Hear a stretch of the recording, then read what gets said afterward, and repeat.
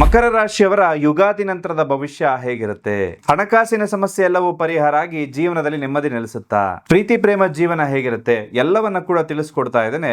ನಿಮ್ಮದು ಕೂಡ ಮಕರ ರಾಶಿಯಾಗಿತ್ತು ಅಂದ್ರೆ ಜೈ ಹನುಮಾನ್ ಅಂತ ಹೇಳಿ ಕಮೆಂಟ್ ಹಾಕೋದನ್ನ ಮರಿಬೇಡಿ. ನಿಮ್ಮ ಎಲ್ಲಾ ಸಾಲದ ಹೊರೆಯಿಂದ ಮುಕ್ತಿಯಾಗುವಂತಹ ವರ್ಷ ಇದಾಗಿರುತ್ತೆ. ಜುಲೈ ತಿಂಗಳ ನಂತರದಲ್ಲಿ ಫೈನಾನ್ಷಿಯಲ್ ಸ್ಟೆಬಿಲಿಟಿ ನಿಮ್ಮದಾಗುತ್ತೆ. ಸೇವಿಂಗ್ಸ್ ಮಾಡೋದ್ರ ಮೇಲೆ ಹೆಚ್ಚಿನ ಗಮನವನ್ನ ಕೊಡಿ. ಸೀರಿಯಸ್ ರಿಲೇಶನ್ಶಿಪ್ ಅಲ್ಲಿ ನೀವು ಬೀಳುವಂತಹ ಸಾಧ್ಯತೆ ಇರುತ್ತೆ. ನಿಮ್ಮ ಲೈಫ್ ಪಾರ್ಟ್ನರ್ ನ ರೆಸ್ಪಾನ್ಸಿಬಿಲಿಟಿ ನೀವು ತೆಗೆದುಕೊಳ್ಳುವಂತಹ ಸಂದರ್ಭ ಇದಾಗಿರುತ್ತೆ. ಸಂತಾನ ಫಲವನ್ನ ಕೂಡ ಈ ವರ್ಷ ನೀವು ನಿರೀಕ್ಷೆ ಮಾಡಬಹುದು. ಕಷ್ಟಪಟ್ಟು ಕೆಲಸ ಮಾಡುವಂತವರಿಗೆ ಈ ವರ್ಷ ಫಲ ಸಿಕ್ಕೇ ಸಿಗುತ್ತೆ. ಕನ್ಸ್ಟ್ರಕ್ಷನ್ ಫೀಲ್ಡ್ ಅಲ್ಲಿ ಇರುವಂತವರು, ರಿಯಲ್ ಎಸ್ಟೇಟ್ ಮಾಡುವಂತವರಿಗೆ ಇದು ಉತ್ತಮ ವರ್ಷ. ವಿದ್ಯಾರ್ಥಿಗಳಿಗೆ ಪರೀಕ್ಷೆಯಲ್ಲಿ ಉತ್ತಮ ಯಶಸ್ಸು ಪ್ರಾಪ್ತಿಯಾಗುತ್ತೆ. ಸ್ಟ್ರೆಸ್ ಮ್ಯಾನೇಜ್ಮೆಂಟ್ ಮಾಡೋದು ತುಂಬಾ ಮುಖ್ಯ.